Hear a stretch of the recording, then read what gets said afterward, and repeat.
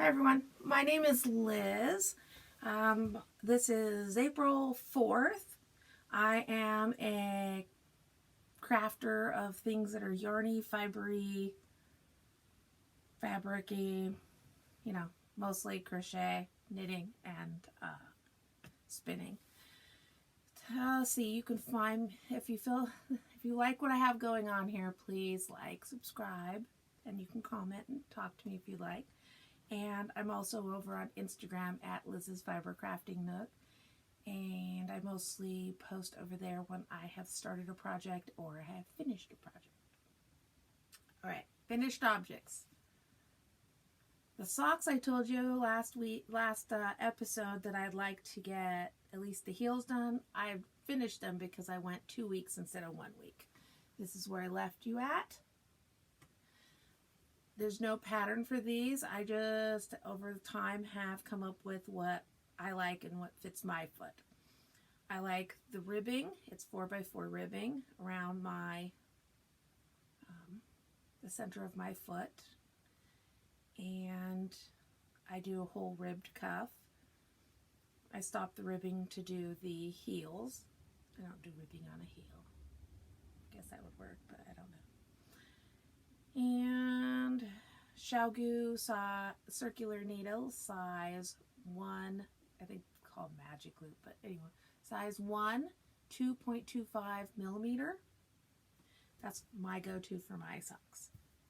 I switch up my socks occasionally and do other experimental things, but not today. All right, that's it on those.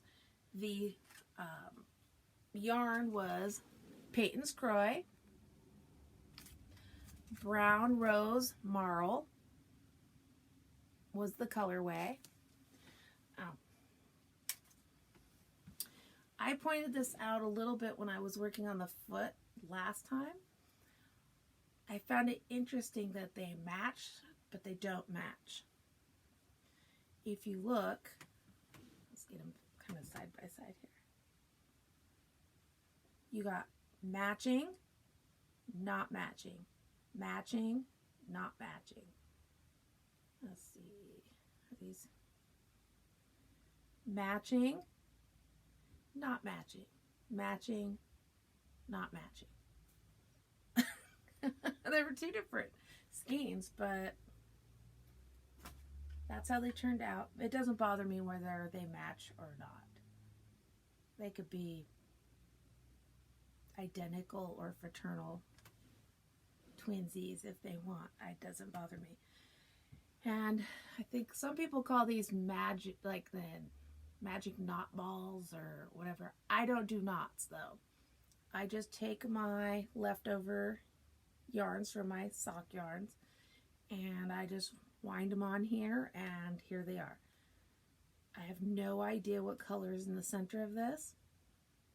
It'll be a surprise because I have no idea how big this will eventually get before I come up with a project to use it for. I have nothing in mind currently, but I make them all one instead of having a bunch of little scrappy things lying around. That'll go there. I have a finished object. We might call it a half finished object because it is finished, but it is not finished. The doll, the fiber, the felted Forest Friend doll I've been making, she is complete. The doll herself. If you notice, this leg's a little smaller. She has a kind of a little bit of a twist to her body. Her leg's a little smaller, a little thinner, and a little different from the other foot. That's intentional. See, your hip kind of comes up over here. And I did that intentionally. She is unique. We're all not perfect. Some of us limp. Some of us have shorter legs and longer legs. Some of them are missing parts.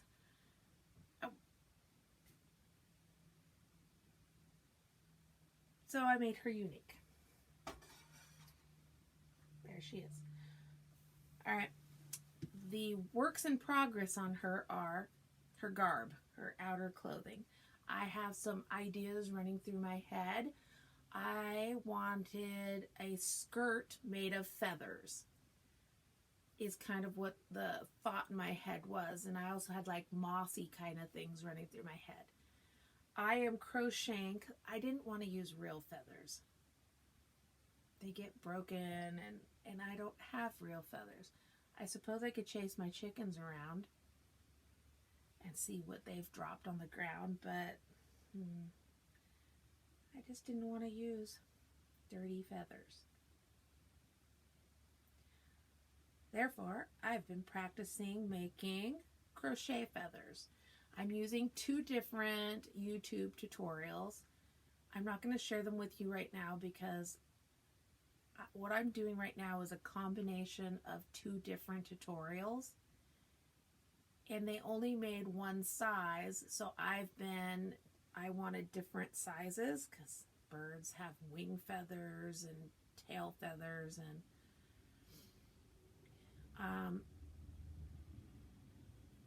let's see, get them up close. This is the color I've went with so far, and what's that color? I'll tell you what that color is because I actually have a tag. It's Russet. Aunt Linda's crochet number 10 cotton thread russet, and I'm using a size 8 crochet hook, number 8. Here's my thought. I'm going to hold it up to her body and give you kind of an idea. This is kind of a skirt. Let me hold her. This is all right. It's hard to. Anyway, I want it to be a little shorter on one side, a little longer on the other. And this could not end up happening if I get it all done and I'm not liking how that's looking.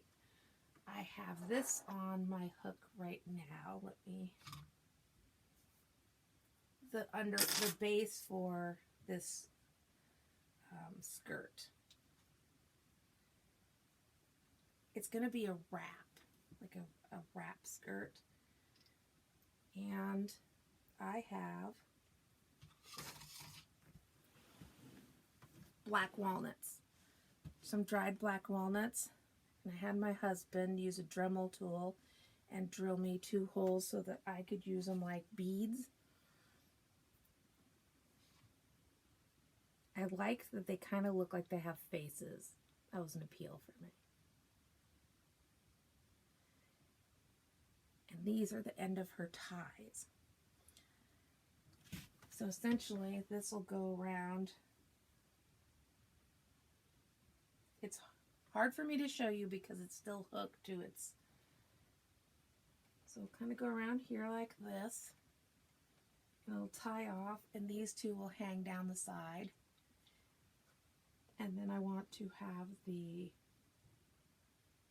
feathers will be attached and create like a layered bird wing, basically. Like mimicking a bird wing is kind of the idea here.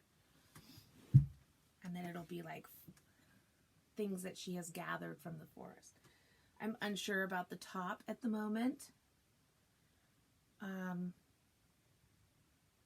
It may just be like a fabric top. I'm not sure what I'm looking for there. I'm going to focus on the bottom first, and then I will decide what the top should look like or how to go about that. All right, that is it on her. And my other whip is, I told you I wanted to use up that Rowan cotton yarn that I had made the baby socks with. And so I cast on, I got toes. That's all I've got so far. I don't necessarily enjoy working with this yarn. I have fiber on my nose. I don't necessarily enjoy working with this yarn. However, I wanted to use it up because this is what I decided to use it for. I'm committed to using it up, and I'm going to finish out these baby socks. I know I'm going to get another pair, but I might be able to get a third pair. And then I'll be able to use up all this yarn, and then it'll be done and gone.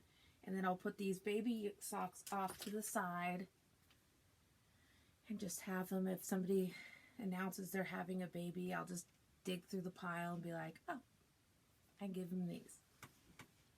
That's my thought on those baby socks. Let's see. I have another works in progress, but it's also a purchase. I'm going to lead into purchases with this. I have a Rocketeer, Singer Rocketeer. It's a 500A is the actual model. And it comes with maybe it's appealing to some people, a really boring small sewing cabinet. There's no drawers, there's no any storage at all to keep its accessory box or anything. I actually installed 2 L brackets so that the inside underneath, so that I could store my sewing box with it, its accessory box with it. Aesthetically pleasing, it's more like a 70s vibe. I don't know. That's what I call it, 70s vibe, which would make sense since kind of 60s and 70s. All right, I'm pulling up a picture because I bought a sewing cabinet. It is not a Singer sewing cabinet. It is a Kenmore, an old Kenmore sewing cabinet. I find that I come across some really cool sewing cabinets, old sewing cabinets, and they're not a Singer sewing cabinet. Project. I'm remodeling this sewing cabinet. I bought it. Here is, let's see, I think you can see it on my phone if I just get the, over here there are 3 little drawers, 1, 2, there. Back here there is hooks that you actually can wrap your cord up on to store it. None of my Singer cabinets have ever had that. And then here you have a little spool and needle thing. And here are the doors. You can see here, I've already started sanding it.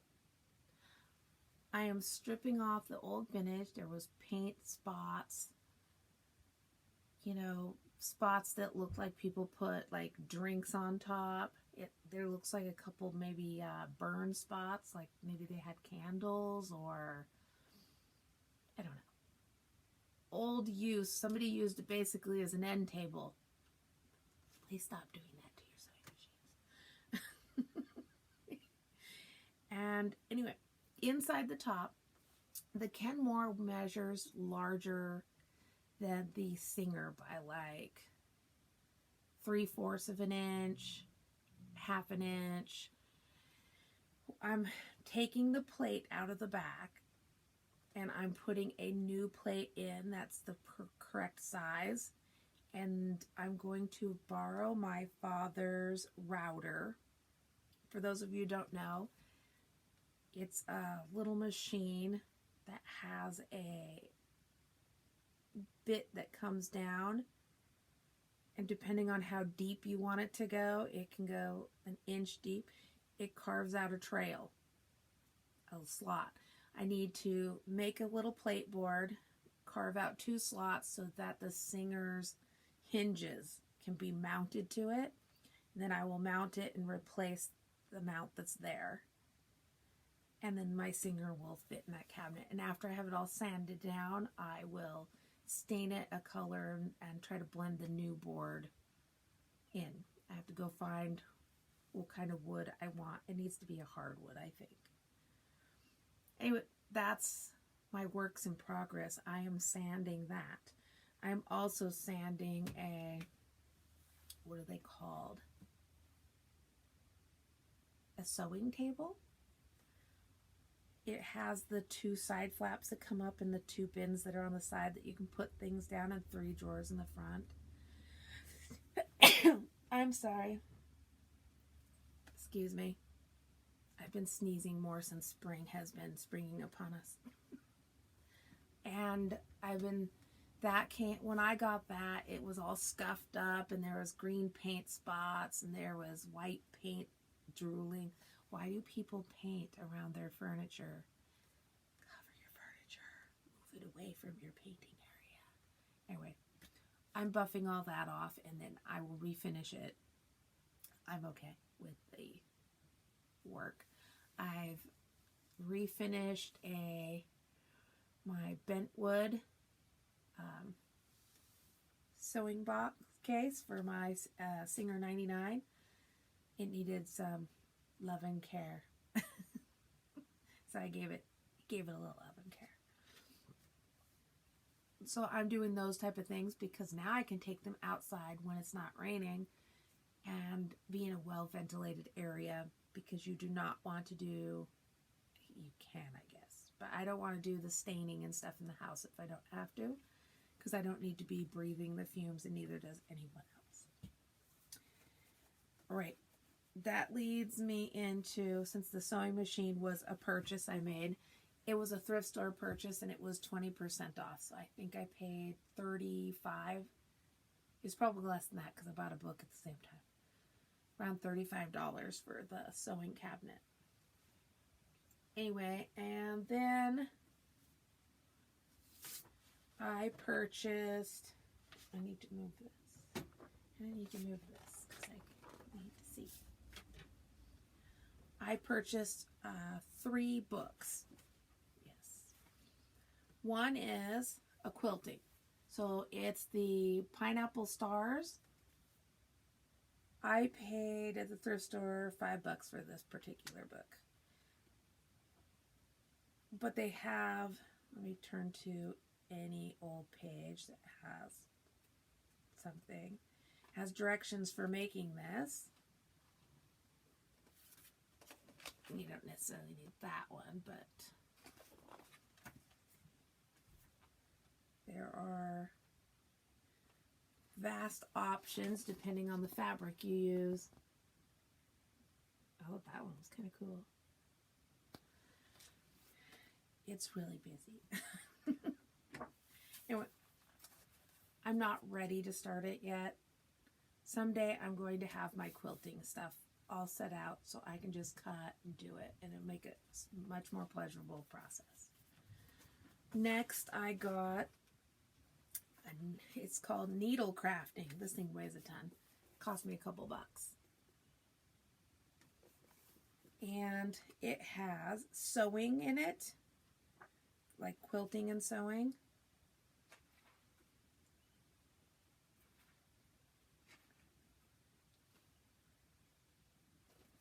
I mean, it shows you how to do some applique kind of things. And then it has knitting.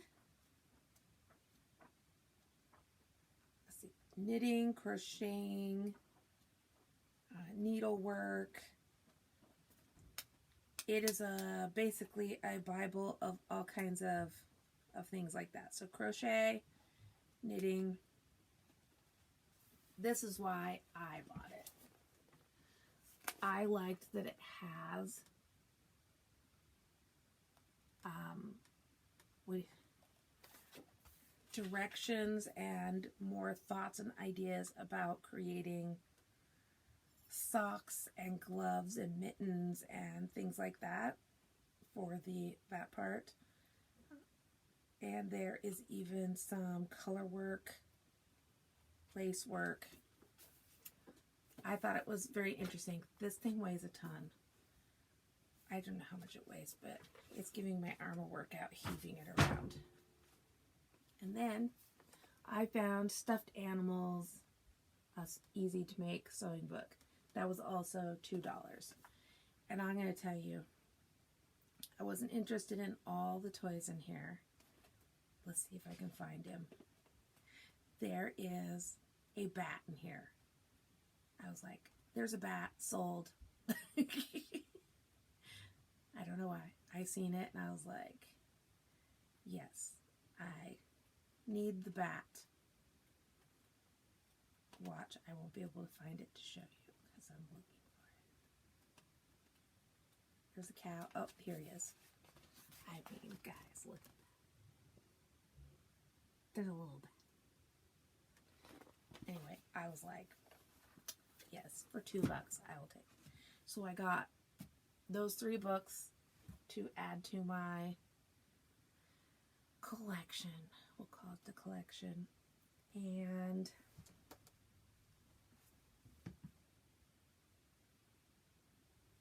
I'm debating on whether to show it to you because it's not related to this channel. I'm getting ready to start my bike riding and stuff again.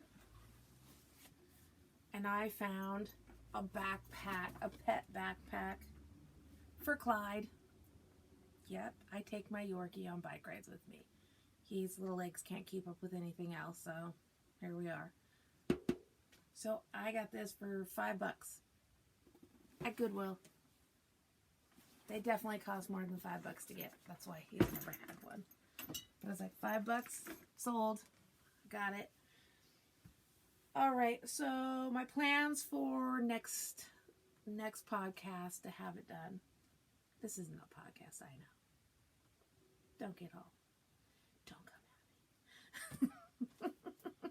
I know, it's just a YouTube video. I plan on working on those baby socks, working on her outfit. Those are the 2 primary things that I'm going to be working on. I'm going back to work. Today starts this is like Thursdays are my Mondays of starting work. And Sundays are my Fridays. Unless things change.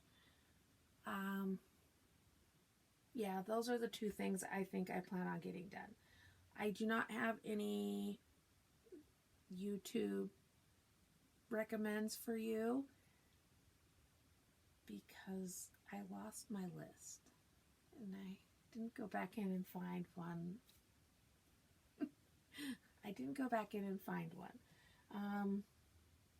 Who did I watch most recently? I'm going to click over here. I've been watching Bag O' Day Crochet. She does yarn. She's been doing some yarn reviews, and I like to see what her yarn reviews are a little bit. Because she's led me into finding some places online that I could get, when they're having good sales, I can get some yarn off of their sites, like Little Knits and things like that. So I think she does a fantastic job over there. And she's celebrating her 1 million subscribers.